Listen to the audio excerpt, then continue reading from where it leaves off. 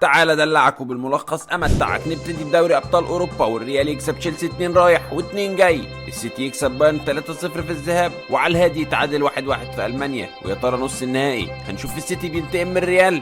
الناحيه الثانيه قول للزمان ارجع يا زمان، انتر يعدي بنفيكا ونابولي يخرج من الميلان، وهنشوف ديربي ايطالي جنان الجنان. في الانجليزي ارسنال اللي اتعادل 2-2 بعد ما كان كسبان 2-0 للاسبوع الثاني على التوالي، ولكن لازال في الصداره.